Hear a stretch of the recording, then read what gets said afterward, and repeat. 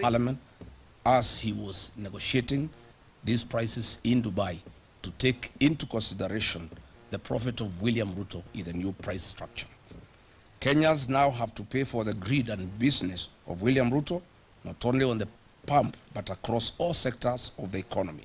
Yesterday night, they increased prices of super petroleum by Kenya shillings 28.69 and diesel by Kenya shillings 40.3 per litre, a historic high since Kenya's independence.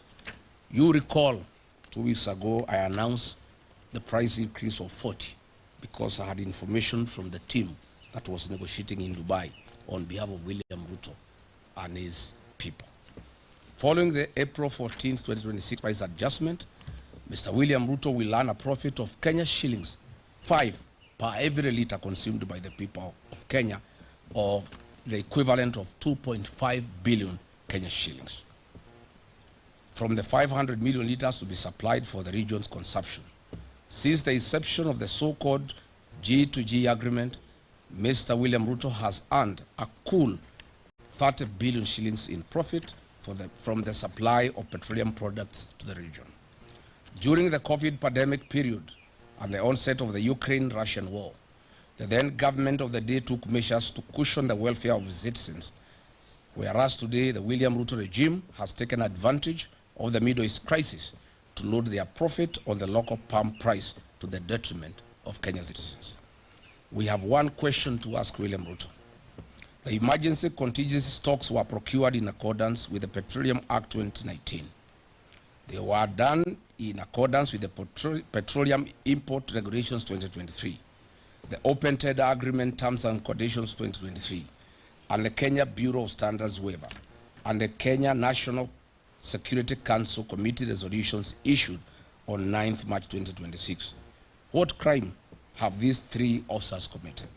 Therefore, then, we demand as follows.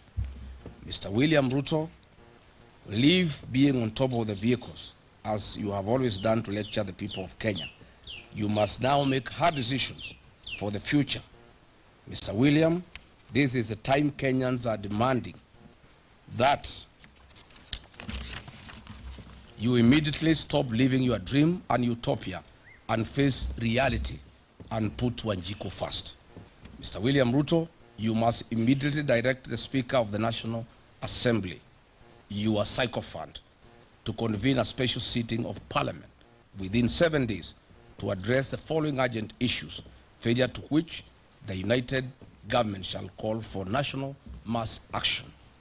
1, to cancel the so-called government-to-government petroleum framework, as it involves hard-picked oil marketing companies that represent the William Ruto interests.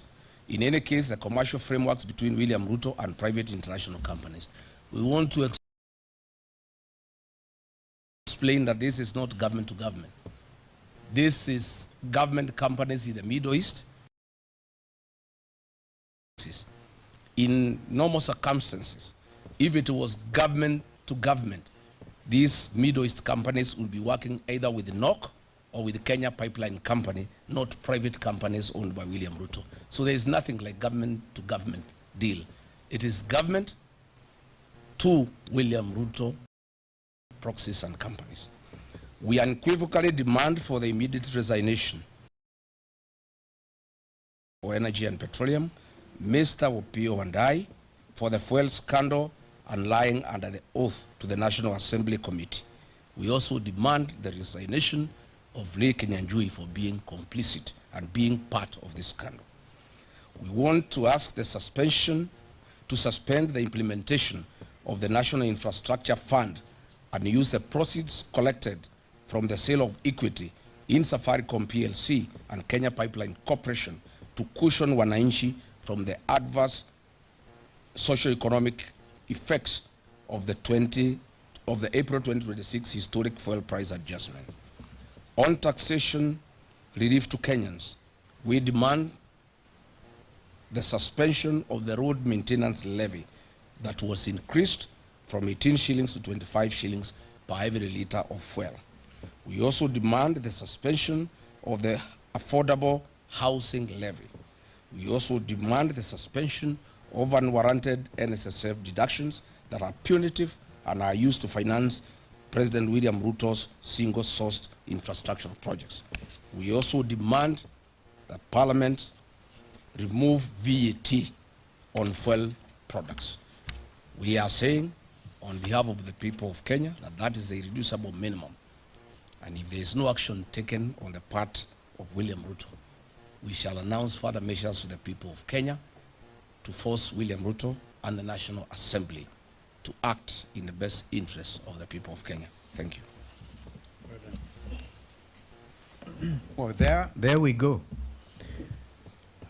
Tomorrow, I will be in the High Court at Milimani dealing with this other state capture matter of the sale of Safaricom shares to Vodacom, itself a foreign company. So although in our statement we have highlighted that whatever the proceeds out of that sale, I want to announce that that is contested and will be in court tomorrow.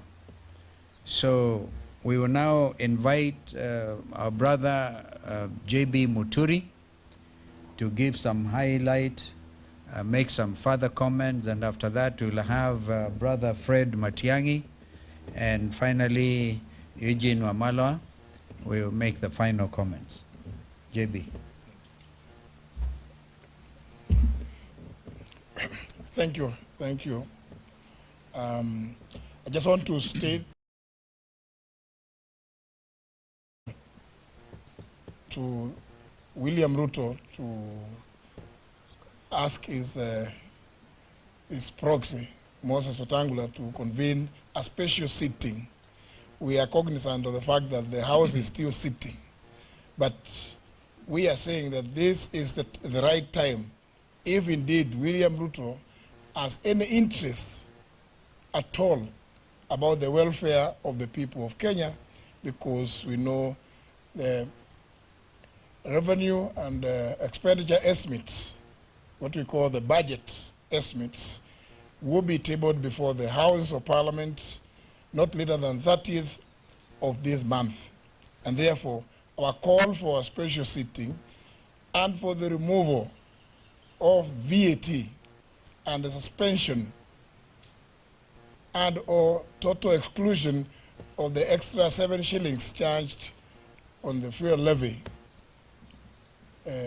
should be at this time and be considered during this special sitting because the ramifications of this historic and abnormal increase in the cost of fuel effected last night are enormous, and the implications will spread to all sectors of our national economy and affect the socio-economic fabric of this country. In conclusion, I just want to amplify the point raised in our statement that indeed, as Kenyans would recall, when William Ruto took over the reins of government in 2022, is when immediately after he had made several promises that we needed to address the issue of the many taxes in the fuel sector. And many Kenyans will recall that he never shied to criticize the former administration. He said he offered that there will be a review of the many. In fact, in his own words, he put those levies at 15. He said they're going to be reviewed. And therefore, every Kenyan felt that when he came up with the idea of a G2G arrangement, he was indeed going to address